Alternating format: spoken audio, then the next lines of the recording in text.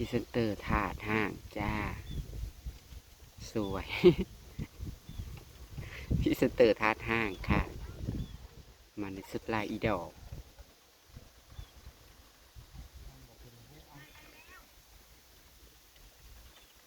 ไปคุดกราสวัสดีต่อสวยๆวันแห่งความห่อนพี่น้องเอ้ยอากาศห่อนอบอ้าวเมื่อใดก็บริหายใจหายคอโผดโพตื่นมาขับมาจมแต่ห่อนแต่หนเปิดน้ำใส่อ่างแล้วก็เอาน้ำแข็งใส่แล้วลงไปแช่เนาะสิเย็นห่วยตอนนี้อยู่ที่นาข้าวพ่อใหญ่พรพี่น้องเอ้ยมาแวะเยี่ยมเทยเถาจ้าว่าเป็นยังไงเทยเถายังอยู่บอยังอยู่จ้าอันนี้ควักบับอยู่ไปนะแม่ มาผีก้อนจะหน่อยจังคุดมาผีก้อน สิคุดมันหยังมันบ่ทันแก่แล้วบุญอู้ยปลาหาดวกอยู่พู ทั้งปลาทั้งหมัดหอย ปลาหาดวกอยู่ ปลาเค็งลาย พอดีแล้วบุญเพิ่นว่าแล้วบุญเพิ่นจังเสียนเพิ่นจังเสียนกู้พี่น้องเอ้ยกาเกี้ยวนะ งุ่มกบใหญ่ปะเราเห็นกบใหญ่ลู นี่ ก ถามมาเสือนปลาเค็งน้ำลาวนี่เราว่ามันตัวใหญ่เลยรักของฉันไม่ทันสมัยโอ้ยไก่สิสงกรานต์แล้วก็บ่ได้มีความตื่นเต้วอีหยังดอกพี่น้องเอ้ยฮ้อนฮ้นปานนี่นะอืม มันแก่แล้วบ่ มาในสุดส่งยีนกระแดงจ้าเสือไล่ดอกจ้าเอาแว่นคาดหน้าผากนะคะ หยกเก่าศูนย์ อืมจังใดอยู่จังใดไม่ไงคู่มือนี่นะสำบายดีอยู่บ่ สบายดีจุดจ้า เอานั่งลงดูสัมภาษณ์ มันแม่ เป็นแนวใดเช่าเป็นยูทูบบ้าเลยเป็นอะไรบ่ท้าบอลหรือบ่ เศร้าเลย เนี่ยไปเช่าไปเห็นแนวใดคือบริ มัน ทา ถ่ายบ่ได้ นั่นเป็นแนวใด เอ้าถ่ายเบิ่งเด้อ มันบดจับมันบอกเจ้าบ่งามหรือมันบ่ถ่ายเจ้าบ่ ถ่ายได้หน่อยนึงแล้วมันเด้งมันห่อแล้วมันเด้งออกลู อื ก มมันอยากเป็นหาเครื่องหมอลับซิ่ง กันตัดก็ถ่ายเลยมันเด้งออกแล้วก็ผู้เล่นเราให้ไปเย็นผู้เล่น เครื่องนั้นได้สัก เครื่องนั้นเขาลานคอได้แล้วก็จุดเด็กดับไป แต่แนวห้างเนาะแนวดีๆก็ห้างมืดเลยคนน่ะก็ห้างคือกันอืมอย่าคือว่าภาพเก่าเหรอ อย่าคืออันภาพอันยุค90นั่นนี่เบาถ่ายหูปนะเด็กปาดลมนะ ร่มมาดิโอเย็น ลมแต่ว่าลมแหมอยู่นะ เย็นเด้ ตะกี้นะเห็นอันห้างบดแดงไว้นี่ นี่ใต้ไฟนี่โหมันสิบ่ตายบ่ ไข่ล่ะ กะไข่เห็นเมื่อวานนี่นะไปบ่ล่ะ ไป แจ็กหน้อยก่อน อย่างฮาเล็ก เล่นในหัวนี่นะ เออ อย่า ตาม ขึ้น ก็ กบ เย็นอยู่เลย ใจคือ สวัสดีค่ะพี่น้องมาพบมาพบ ใช่หัวมันมัว ข้าวเจ้า ท้ายให้เบิ่งเหรอ อืม ว่าตัวเอา มันไม่เห็นลุงเนาะ ก็นั่นนี่แหละบริพอ2 นาที เจ้ากระทายอยู่ในโฮม ถ่ายในห้องกับเครื่องมันฮอ มัน ด ฮ้อนอัปโปตัวนี้ยังถ่ายบ่ได้ โอ้ เนี่ย อันนี้ก็ถ่ายบ่ได้คือกัน จังใจโฟนข่อยมันเด้ง นั่นแหละ ฮ้อนซ้ำนึงแล้วมันก็ยิ่งช่วงนี้อากาศฮ้อนๆนี่ก็บ่ได้นี่นะ แป๊บเดียว อัปโปอัปดากนี่นะ ตัวเด้ง บ่คือซัมซุงห่างๆบ่ได้กันยังถ่ายได้นี่นะ ก็นะ ราคาถืออยู่นี่นะกา ห้างๆเลย ก็บ่ได้อันยังเด้อนี่นะเด้อ สวัสดีจ้า จ้ายังมีชีวิตอยู่จ้า ยังจ้าบ่ได้เป็นหยังดอกจ้า ยังมีชีวิตอยู่นะคะ ยังไม่ได้เป็นอะไร นั่งเฝ้าเงินอยู่นี่ล่ะค่ะ จ้าเผาสมบัติอยู่ค่ะ สมบัติก็บ่ได้มีหยังดอกค่ะ ก็คือกันไง เงินนั่นแหละ เผาถ้ำไงมันบ่มีเหงื่อลงเรือมาบ่เผาถ้ำนั่นนี่ก็ไปบ่ลงมาบ่ ลงมาอยู่ มีลงอีกเหรอ ตาเธอก็สักใหญ่ใส่เลยแล้วเหรอ ว้ายทำมาทำง่าย ยังก็อันเขาเอื่นว่าทำยังก็ทำนางแมงมุมทำนางแมงมุมทำนางพญาแมงมุมนะคะเข้ามานะก็ มี สัก หลักฐานนะคะ สักใหญ่ใส่เลยหมดแดงขึ้นตีนแล้วจ้ะ เดี๋ยวจะหาฉันหาว่าฉันตัว บ้า มีหลักฐานนะ ฉั คะ นบอกเอาหลักฐานดอกฉันไม่เอาหลักฐาน ใช้หมองอันหมองนี่บอเราว่าคามันขึ้นก็เรากระเดียนยายบัวเราอันปอกคาขายพี่น้องเขามีออเดอร์สั่งเขารัวๆอยู่จ้ามื่อนี้เพิ่นก็ได้ขายหา6 มองไม่นั่น 7หา6 7ถุงทั้งละ20 บาทปอกแล้วเรียบร้อยจ้า แท้แต่ค่ะ จากสิไปใส่มาใส่บริเหตุยังดอกพี่น้องเอ้ยช่วงนี้ก็ได้ โอ้ยฮอน โหไปหั่นมานี่นะก็พอแห้งแล้วจ้านักขี่รถลงมาในซ้ำนี่นะก็ฮ้อนวุด ไปอยากขี้ฮอตโลดเดี๋ยวนี้นั่น ตอนนี้นะคืออยากให้ฮอดเดือน6ไว้จ้ะ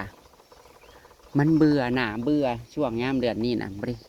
มีหยังเฮ็ดหยังก็บ่ได้มันฮ้อนมันฮ้นปลูกหยังก็บ่ขึ้นดอกช่วงนี้นะปลูกหยังบ่ได้เลยจ้ะในสวนตะกี้ว่าซื้อแนวอันมาไปปลูกโอ้ยฝนตกซะก่อนปลูกมันก็บ่ขึ้นดอกมันฮ้อน ยายจะไปเฮ็ดหยังฮะนะโอ้ยหาเปิดห้ำสิก่อไผ่ก่อย นางเท่าก็ช่วงนี้ก็หยุดแล้วค่ะหยุดเป็นยูทูบบ้าค่ะ เป็นพญานางแมงมุม มาวันถ่ายผู้ได้ เฝ้าอันนั้น อันนี้เงินพิธีฝากมาให้จ้าซื้อกินค่ะ ขอบคุณค่ะ 100วันนั้นจะลงมาให้แล้วไม่ได้ลงมาให้ประหยัดกินประหยัดใช้เอาจ้า ตายเงินเบิดตายยอดพิธีนี่แหละ ขอบคุณพิธีมาก ขอบ ๆ เล คุณ ย เด้อ ค่ะ ค่ะเด้อ ทีมเฮงล่ำรวยๆเที่ยวสงกรานต์โอ้ยสิได้เที่ยวอยู่บ่สงกรานต์ได้เล่นอยู่บ่ จะได้เล่น ปี บ่ นี้ข้าเจ้าเข้าไปให้ จัดงน เล่นนี่เลย จะบ่ให้จัดงาน อ่ะ โอ้ยนั่นสิไปจ่าย ส่วนนี้นี่ก็เหลือแต่ข้าวกับทั่วดินนี่แหละพี่น้องเขาอันยายบัวแล้วว่าอันแล้วสงกรานต์ทั่วดินนะเขาวเพิ่นนี่แล้วบุญมื้ออื่นมื้อฮื้อนี่แลนสิบุญบ้านยายเฒ่าอีกแล้วนี่จ้ามื้ออื่นมื้อฮื้อนี่ค่ะ บุญพระป่ามีหมอลำเรื่องค่ะวันที่10วันนี้วันที่8แล้ว บุญอีกแล้วพี่น้องเอ้ยบุญอีกแล้ว ถามป้า นี่แหละเริ่มตั้งแต่มืออื่นมื้อฮื้อนี่แหละเริ่มบุญนะจนฮอดปุ๊วันที่20 บ้าน โค้งเขต มาแล้วที่19 โค้งเขตแถวนี่นะมีแต่บุญเมื่อ ตกวันต้น 17 18 19 9เนาะ 12กับบรรณานังพือ13กับบรรณาห้อยปัง จองมีลำเลิกปะ โบโห15 16กับบันนาวะ17 18 19กับบุญนาหัวคำบุญโศกตังตูนบุญบังไฟ แต่ว่าบ้านขึ้น เนาะ บันคืมเฮานี่คือสิเบิดแล้วง่ายแต่ว่าเอ้ยจ้างนักร้องมาแต่ไทยผู้น้ำแข็งน้ำขึงน้ำแข็งน้ำก้อนผู้ เห็นเดี๋ยวนั่งอัน แต่โอ้ยเฮ้ย ล กระต้งอยู่ได้ อันนี้นะพ่อยายพรเพิ่นว่าเพิ่นสิฟาดเอาพี่น้องป้าดเพิ่นสิไวบ่คะเพิ่นเกี่ยวแล้วเพิ่นสิฟาดเอาเพิ่นว่าก็บ่ได้น้อยเด้อค่ะไปฟาดดิป้า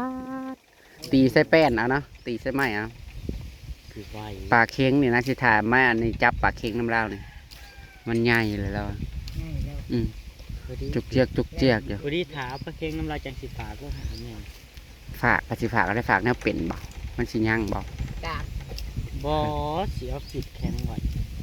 ปิดไว้ก็ได้ ก็มันแซ่บแหละโหละเนาะว้ายดอกขามเนี่ยมากระดอกแทนนั่นนะเห็นหางมดแดงไว้เดี๋ยวนี้พี่น้องฮ้อนอยู่ย่าอยู่สิไปหรือบ่ไปเดี๋ยวนี้นะ ครับผู้หลาย